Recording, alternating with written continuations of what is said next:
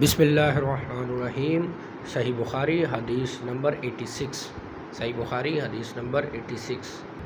صحیح بخاری حدیث نمبر 86۔ صحیح بخاری حدیث نمبر 86۔ صحیح بخاری حدیث نمبر 86۔ بسم اللہ الرحمن الرحیم۔ صحیح بخاری حدیث نمبر 86۔ حضرت اسماء بنت ابی بکر سے روایت ہے، انہوں نے کہا میں حضرت عائشہ کے رضی اللہ تعالیٰ کے پاس آئی جب وہ نماز پڑھ رہی تھی۔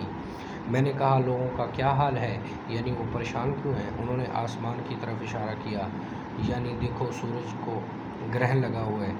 اتنے میں لوگ نماز کسوف کے لیے کھڑے ہوئے تو حضرت عائشہ نے کہا سبحان اللہ۔ میں نے پوچھا یہ گرہن کیا کوئی عذاب یا قیامت کی علامت ہے؟ تو انہوں نے سر سے اشارہ کیا ہاں۔ پھر میں بھی نماز کے لیے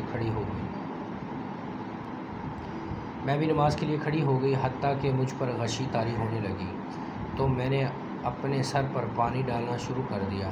پھر جب نماز ختم ہو چکی تو نبی صلی اللہ علیہ وسلم نے اللہ تعالیٰ کی حمد و ثنا کی اور فرمایا جو چیز اب تک مجھے نہیں دکھائی گئی تھی انہیں میں نے اس جگہ سے دیکھ لیا ہے، حتیٰ کہ جنت اور دوزخ کو بھی، اور میری طرف یہ وحی بھیجی گئی ہے کہ قبروں میں تمہاری آزمائش ہوگی، جیسے مسیح دجال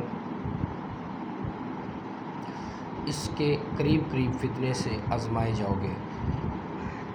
راویہ حدیث فاطمہ نے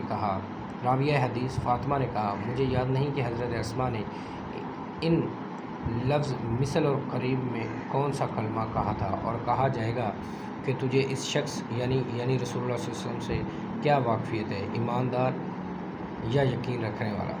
فاطمہ نے کہا مجھے یاد نہیں کہ حضرت اسماء نے ان دونوں مومن اور موقن میں سے کون سا کلمہ کہا تھا۔